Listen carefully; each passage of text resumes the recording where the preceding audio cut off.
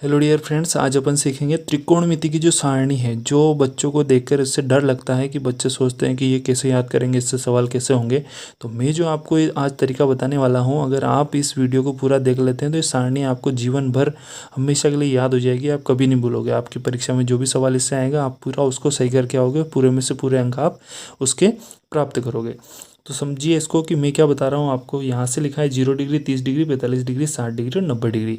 ये 5 मान अपने को निकालने हैं जो हमारे त्रिकोणमितीय अनुपात है। Sine theta, cos theta, tan theta, cot theta, sec theta और कोसेक थीटा, इन सब के मान हमको निकालने हैं जिसकी ज़रूरत हमको सवाल में पड़ती है। तो हम ये करेंगे इसमें कि सबसे पहले यहाँ पे लिखा है 0 डिग्री। तो 0 डिग्री के यहाँ से ही हम काउंटिंग लिखना स्टार्ट करेंगे। तो काउंटिंग का जो हमारा पहला अंक होगा वो होगा 0, फिर लिखेंगे हम 1, फिर लिखेंगे हम 2, फिर लिखेंगे हम 3 और फिर लिखेंगे हम 4। ये जो हमारे सारे मान हैं उसके वहाँ पर हमने एक एक अंक लिखा है। स्टार्ट आपको 0 से करना है। 0 डिग्री देख के समझ जाना, ये ट्रिक है आपकी। तो 0 के बाद 1 आएगा, 2 आएगा, 3 आएगा, 4 आएगा। 4 पे आपको एंड होना है।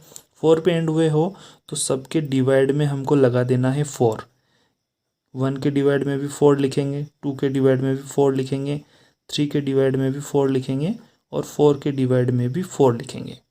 ठीक है। तो ये एक छोटी सी ट्रिक है। अगर आपने इस ट्रिक को फॉलो कर लिया, थोड़ा सा ध्यान रख लिया, आपको इसको याद नहीं रखना है, केवल आपको इसको ध्यान रखना है। कोई रटने की ज़रूरत नहीं है, पूरी सारणी आपको याद होने वाली है कुछ ही देर में। आपको बस इन चीज़ों को थोड़ा समझना है।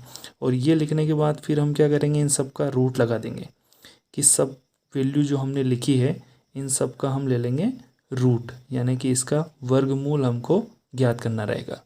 अब वर्गमूल के साथ आपको एक चीज़ और मैं बता दूं यहाँ पे कि कुछ वैल्यू होती है जो हम पहले भी बचपन में पढ़ चुके हैं 6, 7, 8, 9 क्लास तक। तो एक बार मैं आपको थोड़ा सा रिवाइज करवा दूं यहाँ पे कि जब भी हम 1 का रूट अगर निकालना चाहते हैं तो 1 का रूट हमेशा क्या आता है, 1 आता है। ये हमको वैसे पता है, फिर भी आप एक बार समझ लो।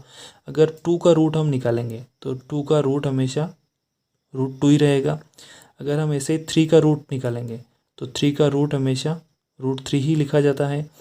ऐसे अगर अपन 4 का रूट निकालेंगे तो 4 का रूट हमेशा 2 लिखा जाता है। ये हमने पहले पढ़ रखा है। तो ये मान लिखने के बाद फिर अपन यहाँ से स्टार्ट करते हैं साइन थीटा के लिए। तो यहाँ जो हमको जो दिख रहा है इसमें इसमें क्या दिख रहा है हमको कि 0 है, उसमें डिवाइड हो रहा है 4 का, और फिर उसका वर्गमूल हमको लेना है।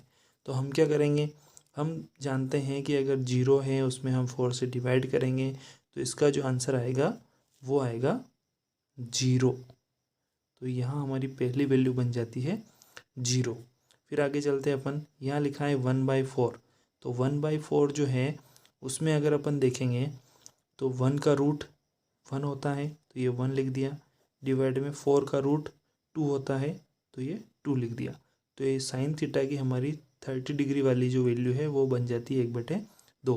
फिर आगे चलते हैं तो यहाँ पर अगर अपन देखेंगे तो 2 से 4 रिड्यूस हो रहा है। 2 एकम 2, 2 दूनी 4।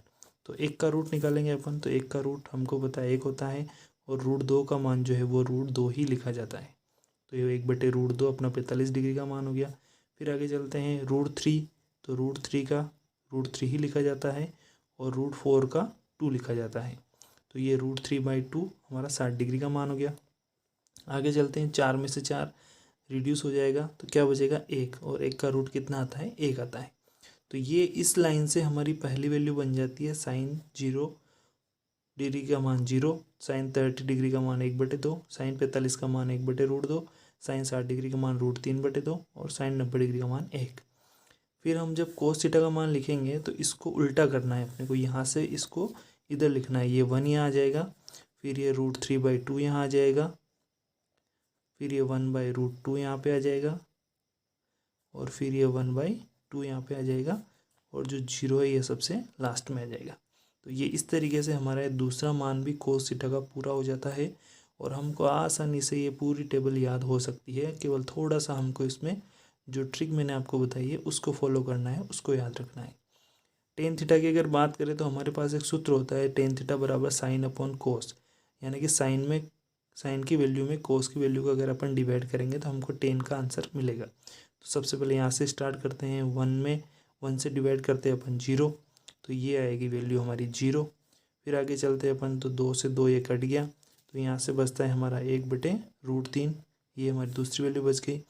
फिर ये दोनों सेम है, रिड्यूस हो रहे हैं, तो यहाँ आ जाएगा 1, 2 से 2 रिड्यूस हो रहा है, तो ये बन जाएगा √3/1। 0 से भाग देंगे तो 0 से भाग देने पर आता है अनंत या इनफाइनाइट, जिसको बोल सकते हैं अपरिभाषित जो अंक होता है वो। कोट थीटा की वैल्यू लिखनी है तो इसको उल्टा लिख देंगे। सबसे पहले आ जाएगा अनंत, फिर आ जाएगा √3/1, फिर आ जाएगा 1, फिर आ जाएगा यहाँ पे 1/√3 और फिर यहाँ पे आ जाएगा 0। तो ये कोट थीटा की वैल्यू बन जाती है अपनी। फिर अगर अपन देखें इसमें अगली जो वैल्यू है सेक थीटा, तो सेक थीटा के लिए हमको ये ध्यान रखना है कि सेक क्या है, कोस का फ्रेंड है। ये सेक हमेशा किसके साथ रहता है, कोस के साथ रहता है, इन दोनों की अच्छी फ्रेंडशिप है। तो उसके लिए हमको इसकी जो वैल्यू है, इस वैल्यू का व्युत्क्रम लेना है, रेसिप्रोकल लेना है। इसकी वैल्यू को अगर अपन उल्टा करेंगे, जैसे 1 का व्युत्क्रम भी 1 ही होगा तो ये तो 1 ही रहेगा। √3/2 इसका व्युत्क्रम हो जाएगा 2/√3, तो ये लिख दिया अपने 2/√3। फिर आगे चलते हैं, ये है 1/√2, तो इसको लिखेंगे अपन, तो ये लिखेंगे √2/1। फिर आगे चलते हैं, ये है 1/2, तो इसको लिखेंगे 2/1। फिर आगे चलते हैं 0, तो 0 का जो उल्टा होगा यानी कि व्युत्क्रम होगा वो क्या होगा, अनंत होगा, तो ये अनंत बन जाता है। तो ये हमारी सेक थीटा की पूरी वैल्यू कंप्लीट हो जाती है। फिर कोसेक को लिखना है तो यहाँ से उल्टा करके लिख सकते हैं अपन, तो ये अनंत हो गया, ये 2/1 हो गया, ये √2/1 हो गया, ये 2/√3 हो गया और ये 1 हो गया। तो ये इस तरीके से आपको पूरी सारणी केवल 5 मिनट में पूरी याद हो सकती है। केवल आपको थोड़ा सा यहाँ से केवल इस चीज़ को समझना है कि 0 degree, 30 degree, 45 degree, 60 degree, 90 degree लेके चलना है। तो उसके लिए यहाँ से जब अंक लिखना स्टार्ट करेंगे तो 0 से स्टार्ट करेंगे, फिर 1 लिखेंगे, 2 लिखेंगे, 3 लिखेंगे, 4 लिखेंगे। 4 पे हम एंड हुए हैं तो सब में /4 कर देंगे और सबका हम रूट लगा देंगे, यानी कि सबका वर्गमूल लिखना है। पहली वैल्यू यहाँ से स्टार्ट होगी, फिर 1/4, तो 1 का रूट 1 होता है, 4 का रूट 2 होता है, फिर 2 और 4 रिड्यूस होकर 1/2, तो 1 का रूट 1 होता है, √2 का रूट 2 लिखेंगे, √3 का रूट 3 आएगा और √4 का 2 बन जाएगा। 4 से 4 कट के 1 और 1 का रूट 1 ही आता है। तो इस तरीके से अपन इसको अरेंज कर लेंगे और फिर इसी से ही हमको सारी वैल्यू ये मिल जाएगी। तो अपने चैनल पर बने रहिए दोस्तों। इस साल आपकी परीक्षा में आपको पूरे में से पूरे अंक दिलाने के लिए हम आपके साथ जुड़े हुए हैं और आपको वो सारे सवाल बताएंगे जो मोस्ट IMP परीक्षा में आने के लिए। और पहले भी जो हमारे स्टूडेंट थे उनके पूरे में से पूरे यानी कि 100 में से 100 अंक आए हैं। तो इस बार भी हम कोशिश करेंगे कि आपको पूरे में से पूरे अंक मिले। धन्यवाद।